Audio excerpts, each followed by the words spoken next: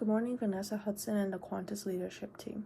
I represent MQ Agency and appreciate the opportunity to work with Qantas to enhance and repair its reputation due to the ghost flights crisis.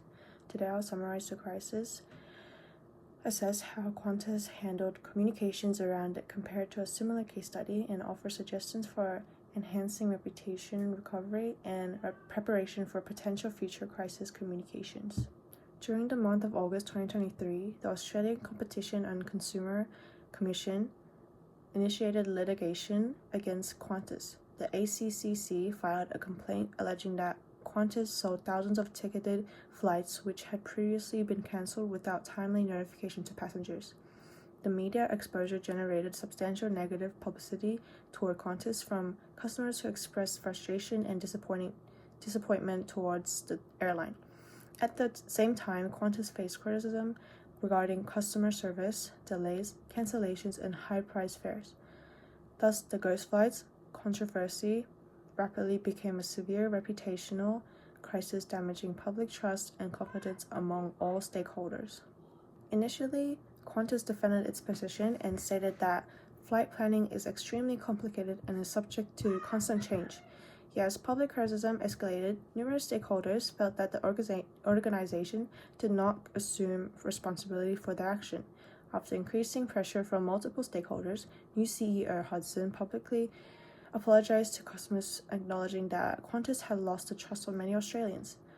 To address some of these issues, Qantas also introduced customer compensation options, pledged to improve customer service, and cooperated with the ACCC in investigating complaints. These actions demonstrate that Qantas began efforts to rebuild relationships with stakeholders and create a foundation for reputation restoration. Major Australian news agencies such as news.com.au, ABC News, Sydney Morning Herald, and The Guardian reported extensively on the crisis. Many headline stories focus on reports that Qantas placed profit above customer needs. Customer reactions on social media also include customer criticism directed at the airline's communication, customer dissatisfaction related to flight cancellation, and overall poor customer service. Due to the broad media reporting, public scrutiny expanded and ultimately caused even greater harm to the airline's reputation. Positive aspects of Qantas' crisis response include ultimately accepting stakeholder concerns and publicly apologizing, offering compensation, and expressing a desire to cooperate with the regulatory bodies.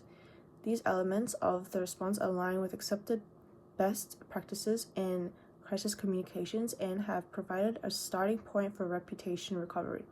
Negative aspects of Qantas' response include the initial response was primarily defensive and reactionary, and it took considerable time for Qantas to admit fault and communicate with impacted customers while the crisis was unfolding.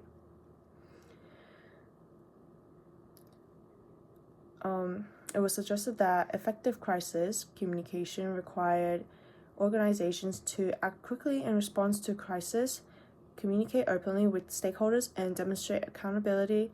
Qantas' delayed response clearly exacerbated the level of anger experienced by stakeholders and created additional reputational damage. It is emphasized that organizational listening involves identifying stakeholder concerns and responding appropriately. Qantas seemed to be late in recognizing the level of frustration displayed by customers, thereby lessening the degree of public trust experienced toward the organization. An interesting comparative case example would be the United Airlines passenger removal incident of 2017.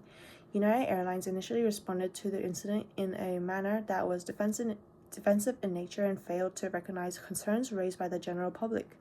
This led to extreme negative publicity directed at United Airlines and substantially damaged its reputation. Similar to the United Airlines, Qantas chose not to take complete responsibility for their part in the early stages of the crisis. Both incidents exemplified that when an organization fails to communicate quickly, transparently, and with consideration for stakeholders' views, serious reputational damage occurs. For Qantas, A key takeaway is that an expression of accountability and empathy should occur immediately upon learning of public concern as opposed to waiting until public pressure is applied. While Qantas has undertaken positive steps towards restoring trust among stakeholders, there are still other suggested steps for improving. Firstly, Qantas should significantly improve transparency so that customers receive real-time information relating to cancellations, delays, operating interruptions. Secondly, the organization must improve its ability to listen, to identify what customers are concerned about and react to those concerns much faster than has in recent history.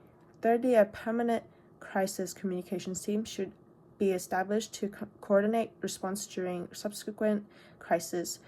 Fourthly, public statements should be regularly issued, demonstrating progress toward improved customer service and changes in operations. Lastly, ongoing training for employees regarding crisis communications and simulations designed to prepare for potential crises should be conducted by Qantas. The Qantas Ghost Flight disaster showed that reputations can suffer from more intense damage if an organization fails to inform its stakeholders without problems as they arise. Qantas did adopt better communication strategies via public apologies, compensating passengers, and making changes, but earlier responsibility could likely have lessened some of the anger felt by stakeholders toward Qantas and would also have helped protect the public's trust in Qantas. On behalf of MQ Agency, thank you for taking the time to listen to us today.